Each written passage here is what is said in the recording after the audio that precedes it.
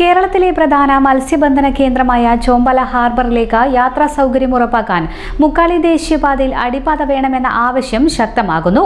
ജനകീയ പ്രക്ഷോഭം 43 ദിവസം പിന്നിട്ടിരിക്കുകയാണ്.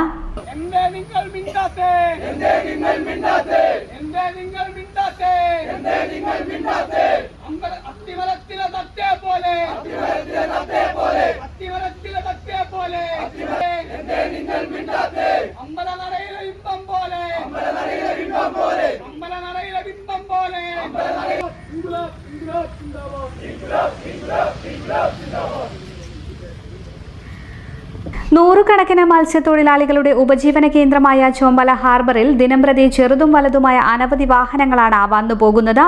നിരവധി വിദ്യാഭ്യാസ സ്ഥാപനങ്ങളും ആരാധനാലയങ്ങളും സ്ഥിതി ചെയ്യുന്ന ഈ പ്രദേശത്ത് യാത്രാ സൗകര്യത്തിന് അടിപ്പാത നിർമ്മിക്കുക എന്നത് അത്യാവശ്യമാണ്.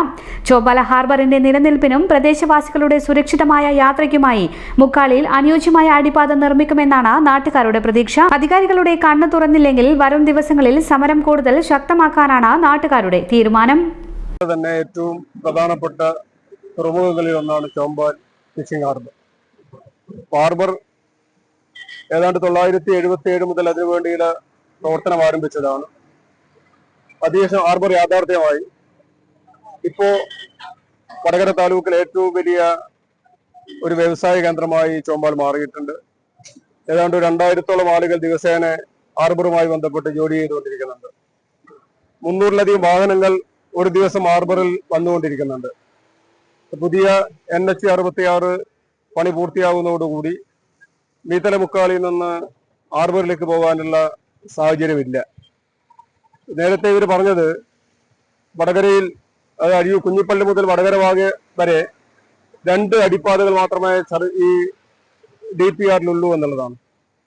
അതിനുശേഷം വടകര മുതൽ കുഞ്ഞിപ്പള്ളി വരെ ഏതാണ്ട് 9ഓളം അടിപ്പാതകൾ പുതുതായി അനുവദിച്ചു. ഈ 9 അടിപ്പാതകൾ അനുവദിച്ച ഘട്ടത്തിൽ പോലും ഏറ്റവും ആദ്യത്തേത് പരിഗണിക്കപ്പെടേണ്ടത് ചോമ്പാലായിരുന്നു. ഈ ചോമ്പാൽ പരിഗണിച്ചിട്ടില്ല. അതുകൊണ്ട് തന്നെയാണ് ഞങ്ങൾ 2022 മുതൽ സമരരംഗത്തെ കടന്നു വന്നത്.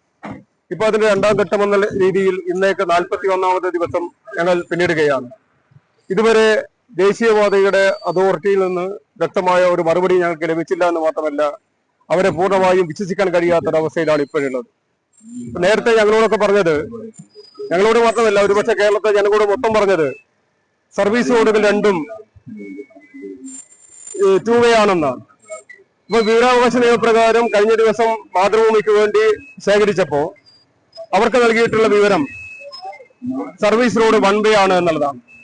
അങ്ങനെ സർവീസ് റോഡ് 1 വേ ആണെങ്കിൽ ഒരു കാരണവശാലും ഈ വടക്ക് നിന്ന് വരുന്ന വാഹനങ്ങൾക്ക് ഹാർബറിലേക്ക് പ്രവേശിക്കാൻ വേണ്ടി കഴിയില്ല. അത് പ്രവേശിക്കണമെങ്കിൽ ഒരുപക്ഷെ കൈനാട്ടി പോയി തിരിച്ചു വരേണ്ടി വരും. കൈനാട്ടി പോയി തിരിച്ചു വരുമ്പോഴും ഒരു പ്രയാസം, അവിടെ സർവീസ് റോഡിന് വേണ്ടത്ര വീതിയില്ലാത്തത് കൊണ്ട് അവിടെ നിന്ന് തിരിക്കാൻ വേണ്ടി കഴിയാത്തൊരവസ്ഥയുണ്ട്. അങ്ങനെ വരുമ്പോ ഒരുപക്ഷെ ഈ ചോമ്പാലിലുള്ള ആ പ്രതാപം നഷ്ടപ്പെടുകയും ഇവിടെയുള്ള വള്ളങ്ങൾ, ഇവിടെ വരുന്ന കച്ചവടക്കാർ ഉൾപ്പെടെ, ലോറികൾ ഉൾപ്പെടെ മറ്റ് സ്ഥലങ്ങളിലേക്ക് പോകുന്ന ഒരു സാഹചര്യം ഉണ്ടാവുകയും ചെയ്യും. ഇതില്ലാതിരിക്കാൻ വേണ്ടിയിട്ടാണ് ഒരു പ്രദേശത്തിന്റെ പൊതുവായ വികാരം എന്നുള്ള രീതിയിൽ ഞങ്ങൾ സമരരംഗത്തേക്ക് കടന്നു വന്നത്. ഇന്ന് ഈ സമരത്തിന് എല്ലാ രാഷ്ട്രീയ പാർട്ടികളുടെയും എല്ലാ വർഗ ബഹുജന സംഘടനകളുടെയും പിന്തുണ ഞങ്ങൾക്ക് ലഭിച്ചുകൊണ്ടിരിക്കുന്നു. വിവിധ യുവജന സംഘടനകൾ പല ദിവസങ്ങളിലായി ഞങ്ങളെ അഭിവാദ്യം ചെയ്യാൻ വേണ്ടി ഇവിടെ എത്തിച്ചേരുന്നുണ്ട്. എല്ലാ രാഷ്ട്രീയ പാർട്ടികളുടെയും സംസ്ഥാന നേതാക്കൾ വരെ ഞങ്ങളെ സന്ദർശിച്ചുകൊണ്ടിരിക്കുന്നുണ്ട്. കേരളത്തിലെ ഏറ്റവും പ്രധാനപ്പെട്ട മത്സ്യബന്ധന തുറമുഖങ്ങളിൽ ഒന്നാണ് ചോമ്പാലിലേത്. ഏതാണ്ട് ദിവസേന 300-ലധികം തൊഴിലാളികൾ, അന്യസംസ്ഥാന തൊഴിലാളികൾ ഉൾപ്പെടെ ജോലി ചെയ്യുന്ന ഒരു പ്രദേശമാണ്. ഈ പ്രദേശത്ത് വർഷകാലങ്ങളിൽ പൊതുവെ പല സ്ഥലത്തും കടല് ക്ഷോഭമാകുമ്പോൾ ചോമ്പാലിലെ കടല് ശാന്തമാവുകയാണ് പൊതുവെ ഉണ്ടാവാറ്. അതിന് അനുകൂലമായ ഒരു പ്രകൃതിപരമായ ഒരു പ്രത്യേകത ചോമ്പാലുണ്ട്. അതുകൊണ്ട് തന്നെ ഏതാണ്ട്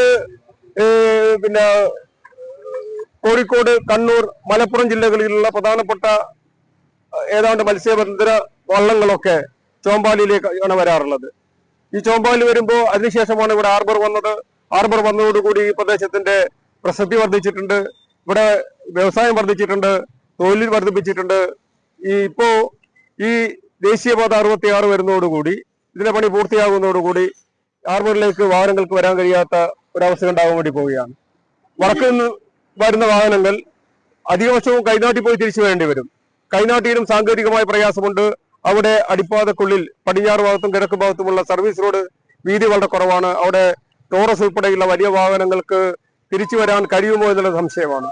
അങ്ങനെ വരുമ്പോൾ ഇവിടെ വരുന്ന വള്ളങ്ങൾ അവിടെ ബിസിനസ്, അവിടെ കച്ചവടവുമായി ബന്ധപ്പെട്ട് കച്ചവടക്കാർ ഇവിടെ വരാത്ത ഒരവസ്ഥ വരുമ്പോൾ മറ്റു സ്ഥലങ്ങളിലേക്ക് പോകും. അത് ഈ പ്രദേശത്തെ പ്രതികൂലമായി ബാധിക്കുകയും ചെയ്യും. ഇത് വേണ്ടിയിട്ടാണ് ഞങ്ങൾ സമരരംഗത്തേക്ക് കടന്നു വന്നത്. 2022 മുതൽ ഞങ്ങൾ സമരരംഗത്തുണ്ട്. അത് കഴിഞ്ഞ് ഇപ്പൊ 2ാം ഘട്ടം വടകരയിൽ 9ഓളം അടിപ്പാതകൾ അനുവദിച്ച സന്ദർഭത്തിൽ പോലും ചോമ്പാലിൽ അടിപ്പാത ലഭിക്കാത്ത സാഹചര്യത്തിലാണ് ഞങ്ങൾ 41 ദിവസമായി ഇവിടെ സമരരംഗത്തേക്ക് കടന്നു വന്നിരിക്കുന്നത്.